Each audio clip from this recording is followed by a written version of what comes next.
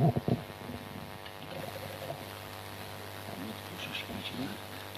کوشش کوي چې تاسیسونه بدل کړي چې کوم سمپلیت رسوي.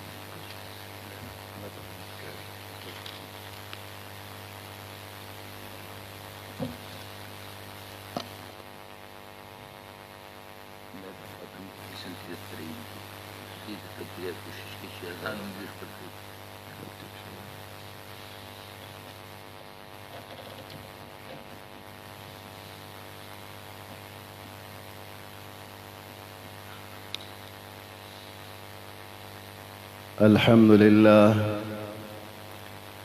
الحمد لله نحمده ونستعينه ونستغفره ونؤمن به ونتوكل عليه ونعوذ بالله من شرور أنفسنا ومن سيئات أعمالنا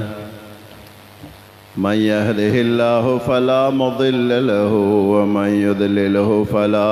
هادي له ونشهد أن لا إله إلا الله وحده لا شريك له ونشهد أن محمدًا عبده ورسوله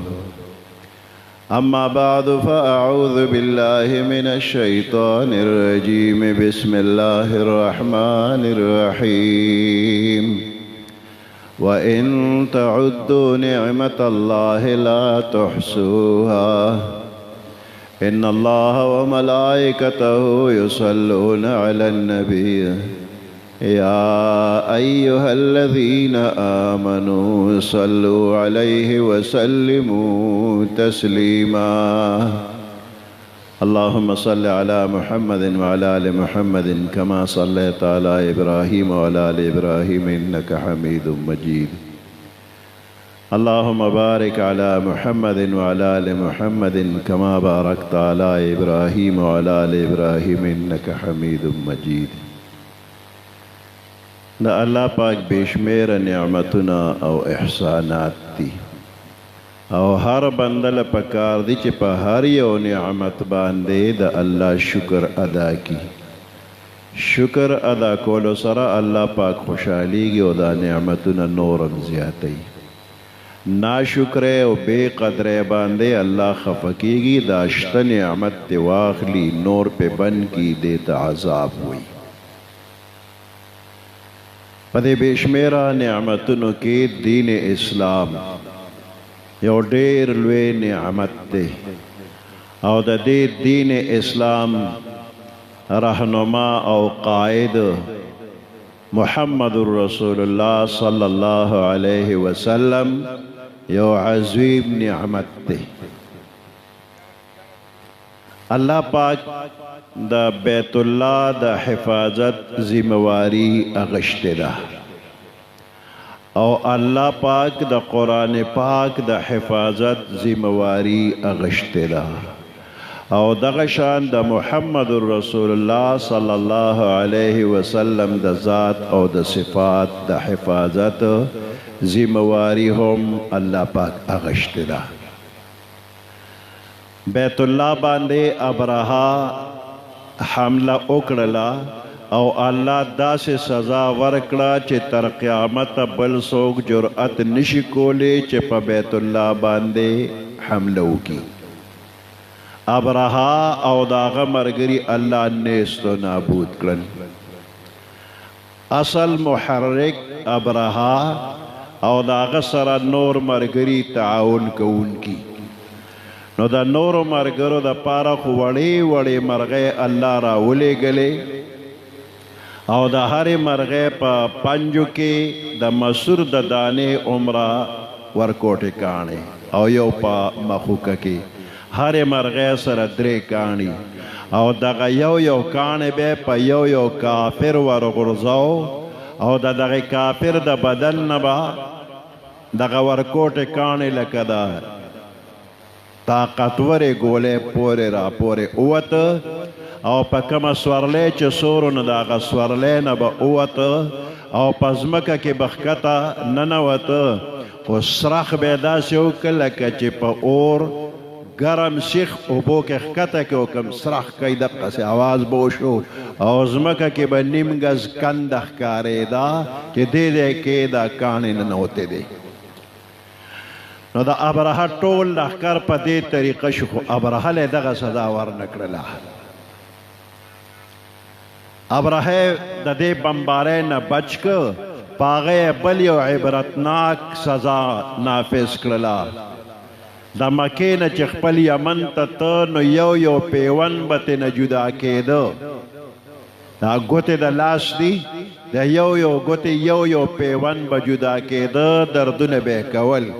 ګوتې ختمې شوې، بیا مړوند ختم شو، بیا سنګل ختمه شوله،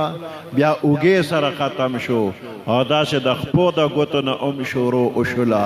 او دی چې یمن ته ورسې نو سم منګوټې ترې نه جوړې نه لاسو نیغ پې وي. او په یمن کې د ټولو خلکو په مخ کې دا خېټه وپړسېده، یو دماکې سره یو درزې وکړو، الله تباه و برباد که. چې په بیت الله څوک حمله کوي نو دا به سزا وي. نو تر قیامت دا یو عبرتناکه سزا الله خولی ده چې ګوره بیت الله محفوظ دی، الله یې حفاظت کوي. او د قرآن د حفاظت ذمواري هم الله اغشتی ده. انا نحن نزلنا الذکر و انا له لحافظون. الله وی موږ به حفاظت کوو. نو د کم وخت نه چې نازل شوی دی تر اوسه پورې محفوظ، داسې محفوظ چې څنګه لوح محفوظ کې محفوظ، څنګه د پیغمبر علیه السلام او د صحابه کرامو په زړونو کې محفوظ، قرآن همغسې محفوظ دی، محفوظ به وي. دغه شانت محمد رسول الله صلی الله علیه وسلم کافرانو هر قسمه کوشش کړی دی د پیغمبر علیه السلام د شهید کولو، الله یې حفاظت کړی دی. او په مدینه منوره کې د پیغمبر علیه السلام د پاره څوکیدار مقرر شوی. مسجد نبوي کې یو ستن اوس هم شته، یو پیلر چې په هغې د څوکیدارۍ نشان شوی دی چې دې ځای کې د پیغمبر علیه السلام څوکیدارۍ ته به ولاړو. او چې کله الله قرآن کې آیات را اولېږه چې والله یعصمک من الناس، الله به د خلکو نه بچ کوي، نو پیغمبر علیه السلام څوکیدار رخصت کوي، الله مې ذمواري واغشتله. والله یعصمک، الله به تا بچ کوي، ستا حفاظت به کوي. نو یعصمک کې د پیغمبر علیه السلام ذات او صفات ټول شامل دي. نو څنګه تر وفاته پورې د مخلوق د لاس نه چې الله محفوظ کړی دی، نو دقه شان تر قیامت د پیغمبر علیه السلام چې کوم ښکلي صفتونه دي، هغه صفتونه به الله حفاظت کوي. د مسلمانانو کې جذبات والا الله پاک هر وخت پیدا کړي دي، او پیدا کوي به نور هم. کم چې د پیغمبر علیه السلام په ذات مبارک یا په صفاتو څوک حمله کوي، هغې ته به عبرتناکې سزاګانې ملاویږي. نور پیغمبران چې دنیا ته راغلي دي، نو هر پیغمبر د راتلونکي پیغمبر پیشنګویي به کوله. او عالم ارواح کې الله د ټولو پیغمبرانو نه وعده اغشتې ده، که ته موجود وي او نبی آخر زمان صلی الله علیه وسلم تشریف راوړي، لتؤمنن به ولتنصرنه، ته به هم پې ایمان راوړې، که تا سره ملګري هغې به هم پې ایمان راوړي، او امداد او تعاون به ورسره هم کوې. نو هر پیغمبر الله سره وعده کړی که زه وم او پیغمبر علیه السلام تشریف راوړم، ایمان به پرې راوړم، تعاون به ورسره کوم. پیغمبر علیه السلام چې تشریف راوړی دی، نو مخکې ورپسې بل پیغمبر راتلونکي نشته. که چېرې ونو پیغمبر علیه السلام به هم فرمایلو چې ما نه وروسته به فلاني وي، خو نه، پیغمبر علیه السلام وفرمیل چې انا خاتم النبیین لا نبی بعدی، زه خاتم النبیین یم او ما نه وروسته به بل پیغمبر نه راځي. او یو ځل صحابه کرامو ته پیغمبر علیه السلام دوه ګوتې مبارکې یو ځای کړې، انا والساعة کهاتین، زه او قیامت دقه شانتي یو، څنګه چې دا دوه ګوتې یو ځای دي، د دې دوو ګوتو منځ کې بله ګوته نشته. نو د پیغمبر علیه السلام نه وروسته تر قیامته پورې بل پیغمبر نشته. که چېرې د دې دوو ګوتو په منځ کې چې ته یو بله ګوته را پیدا شوله نو هر سړی دا بده ګڼي او بیا ډاکټر له زوي ما له اپریشن وکړه دا بدې ښکاري لا تې کټ کا نو د دې دوو ګوتو منځ کې که ګوته پیدا کېږي هم به کټ کې او که د دې منځ کې څه غوټه پیدا کېږي نو هغه غوټه به هم کټ کې او که څه پولی مولی وي نو هم به وله علاج کې نو د پیغمبر علیه السلام نه وروسته په پنجاب کې چې کومه غوټه را پیدا شوله هغه الله نیست و نابود کړه او داسې روکه کړله چې د نوم نشان به هم پاتې نشي د پیغمبرانو طریقه دا ده چې کم پیغمبر په کم ځای باندې وفات شي هم په حق ځای باندې د هغه قبر جوړیږي زمونږ پیغمبر علیه السلام د عایشې بیبي په کوټه کې وفات شو هم په دغه کوټه مبارکه کې اوس قبر مبارک هم دی داسې د ټولو پیغمبرانو طریقه ده نو که مرزا ځان ته پیغمبر وی نو دی په ټټۍ کې مړ شو نو په ټټۍ کې وله قبر پکار و مرزا کې څه ښکلي صفتونه یوم نو د هغه د زندګۍ د اول نه تر اخره پورې چې ګورې نو یو ښکلي صفت پکې چرته م ښکاري نه که سترګو ته یې ګورې نو سترګې هم بل شانتي دي د بعضې بنده ته یو څیز دوه ښکاري سکول کې یو استاد و نو ماشوم ته یې وی چې دفتر کې ګلاس پروت دی راوړه ماشوم ورغی ورته وی استاد جی هلته خو په میز دوه ګلاسه دي هغه وله کاڼې ورکړه دا یو په کاڼي ولو دا بل ماله راوړه ده چې ګزار وکړه نو هغه اصلي ګلاس ولګې راغی خو دواړه مات شو نو چې دا یو څیز ورته دوه ښکاري نو دې ته موږ پښتو کې وایي تخوی زغوی نو د مرزا سترګې تخوی زغوی وي زمونږ پیغمبر علیه السلام کې ډېره زیاته حیا وه مرزا کې بالکل حیا نه وه مرزا بې حیا او د کم امتي کور ته چې به ورغې او د هغه ښځه به یې خوښه شوې زما او ستا نکاح په عرش کې شوې ده نو بس چې څه به یې زړه غوښتل نو بې حیا هم او هر پیغمبر چې دی نو هغه ښکلې ښکلې خبرې کړې دي فحش او د بې حیايۍ خبرې نه دي کړې او په دې کې زمونږ پیغمبر علیه السلام انتهایی درجې ته رسېدلی دی داسې ښکلې ښکلې خبرې کړې دي چې هره مختصر خبره مبارکه د دنیا د آخرت د خیر ښېګړې سمندرونه دي دومره ښکلې ښکلې خبرې پیغمبر علیه السلام کړي دي